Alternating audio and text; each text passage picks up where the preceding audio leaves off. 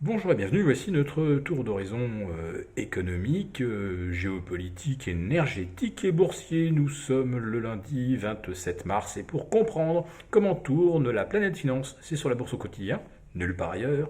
L'épisode du jour s'intitulera « Y a pas plus têtu qu'un teuton ».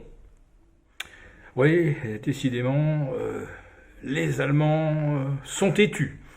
Euh, Ils ont fait échouer la tentative française de faire classer l'énergie produite par le nucléaire comme une énergie décarbonée. Eh bien non, l'Europe a refusé.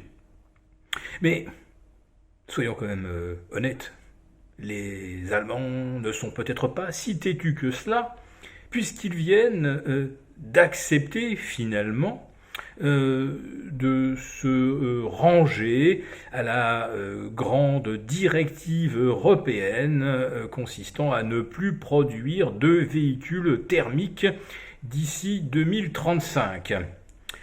Bon, connaissant un petit peu les Allemands, ils ont peut-être fait semblant d'accepter, sachant que en pratique, c'est absolument impossible de parvenir à cet objectif d'ici 2035.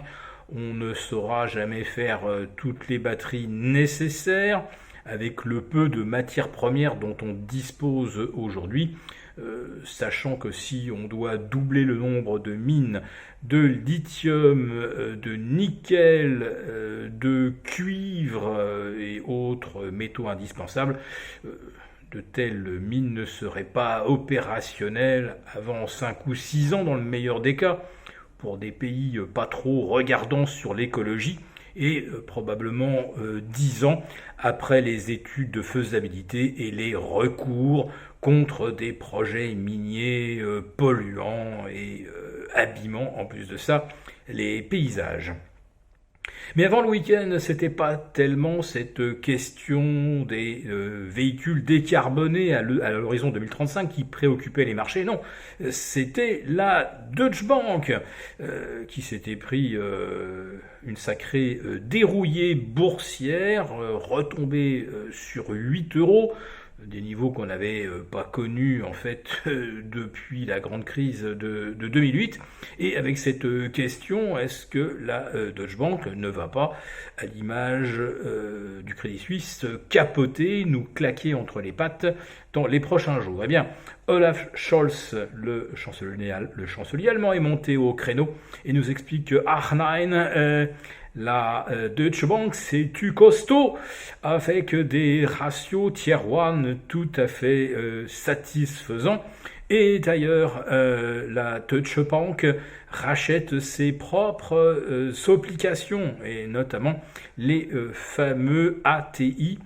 Ce sont ces produits obligataires hybrides de financement court terme, assorti d'un très beau rendement en l'échange d'un petit risque qui est que, au cas où ça tourne mal, ça soit éventuellement converti en actions. Et si la banque fait faillite, eh bien, ces actions valant zéro, vos convertibles valent à ce moment-là zéro. Et c'est exactement ce qui s'est produit pour le Crédit Suisse. Donc, la Deutsche Bank aujourd'hui va poursuivre ses activités en attendant qu'on découvre d'autres soucis dans le vaste monde des monstres bancaires. Alors qu'est-ce que je mets sous cette catégorie de monstres bancaires?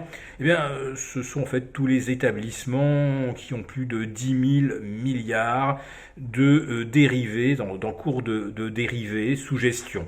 Alors la Deutsche Bank, bon, c'est quoi? C'est 27 ou 28 000 milliards, c'est 2 fois le Crédit Suisse, mais c'est beaucoup moins que JP Morgan, Citigroup, Citibank ou Goldman Sachs qui, eux, administrent des 55 000 ou 50 000 milliards, c'est-à-dire 2 fois la Deutsche Bank. Le problème, c'est que personne, évidemment, ne sait estimer quel est le risque associés à ces Himalayas de dérivés. Mais pourquoi se poserait-on plus la question aujourd'hui qu'hier? Finalement, on est passé de 2008 à 2023 de 1 million de milliards à 2 millions de milliards de dérivés, et on va dire que la planète continue de tourner.